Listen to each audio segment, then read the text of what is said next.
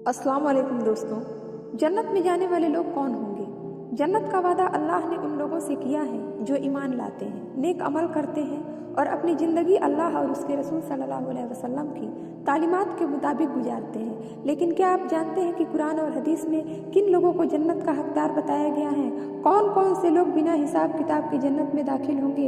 इस वीडियो में हम कुरान और हदीस की रोशनी में तफसील से जानेंगे कि जन्नती लोगों की पहचान क्या है और हमें अपनी ज़िंदगी को कैसे जन्नत के लायक बनाना चाहिए। यह इल्म सभी के लिए बहुत ज़रूरी है, तो वीडियो को आखिर तक देखें और इसे शेयर करें। क्या आपने कभी सोचा है कि क़यामत के दिन सबसे बड़ी कामयाबी क्या होगी? वो लम्हा जब किसी को जन्नत की खुशखबरी दी जाएगी और किसी को जहन्नुम की आग का ऐलान सुनाया जाएगा। अल्लाह ने हमें बता दिया कि कौन से लोग जन्नत के हकदार होंगे और किन की निजात होगी। आइए कुरान और हदीस की रोशनी में जानते हैं कि जन्नत में जाने वाले लोग कौन होंगे। पहला हिस्सा, जन्नत का वादा किन लोगों से? अल्लाह रब्बुल इज्जत फरमाते हैं, बेशक जो लोग ईमान लाए और नेक अमल किए उन्हीं के लिए जन्नत के बागात हैं जहां वो हमेशा रहेंगे। यानी ईमान और नेक अमल ही जन्नत का दरवाज़ा खोलने की पहली और सबसे अहम चाबी है। लेकिन सवाल ये उठता है कि नेक अमल कौन कौन से हैं? क्या सिर्फ नमाज पढ़ लेना, रोजे रख लेना और ज़कात देना ही काफ़ी है? हदीस शरीफ में आता है, जन्नत के दरवाजे पर एक ऐलान किया जाएगा, कहाँ है वे लोग जो दूसरों को मुआफ़ किया करते थे? आज वो बगैर हिसाब किताब के जन्नत में दाखिल होंगे।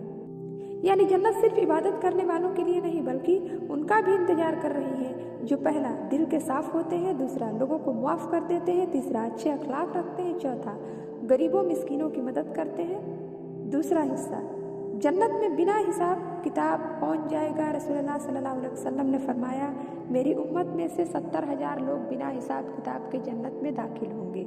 जब सहाबा ने पूछा कि ये कौन होंगे तो नबी सल्लल्लाहु अलैहि वसल्लम ने फरमाया, जो सिर्फ अल्लाह पर यकीन रखते हैं। दूसरा, झाड़ फूक और टोने टोटके पर भरोसा नहीं करते।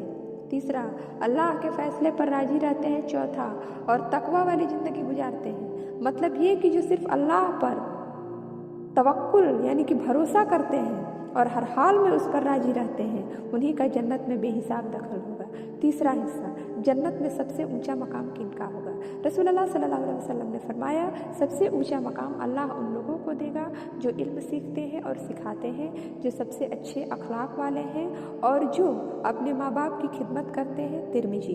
पहला, सबसे ऊंचा मकाम उन लोगों का होगा जो दूसरों को फ़ायदा पहुंचाते हैं। दूसरा, जो सच्चे दिल से अल्लाह और उनके रसूल से मोहब्बत करते हैं यानी कि सल्लल्लाहु अलैहि वसल्लम से मोहब्बत करते हैं। तीसरा, जो अपने रिश्तेदारों और पड़ोसियों से अच्छा बर्ताव करते हैं। यानी जन्नत सिर्फ नमाजियों के लिए ही नहीं बल्कि नेक सिफ़तों वालों के लिए भी तैयार की गई है। चौथा हिस्सा, जन्नत से महरूम रहने वाले लोग। अब सवाल ये भी उठता है कि कौन से लोग जन्नत से महरूम रह सकते हैं? हदीस शरीफ में आता है कि जो शख्स अपने माँ बाप की नाफरमानी करे, जो तकब्बुर करे और जो दूसरों के हक मारे, उसके लिए जन्नत हराम कर दी जाएगी। सही मुस्लिम। मतलब अगर हम गलत रास्तों पर चलते हैं, लोगों का हक मारते हैं, घमंड करते हैं और बड़ों की नाफरमानी करते हैं तो ये आदतें हमें जन्नत से दूर कर सकती हैं। अब हमें देखना चाहिए कि हमारी ज़िंदगी जन्नत के लायक बन रही है या नहीं। नसीहत और सबक इससे हमें क्या मिलता है?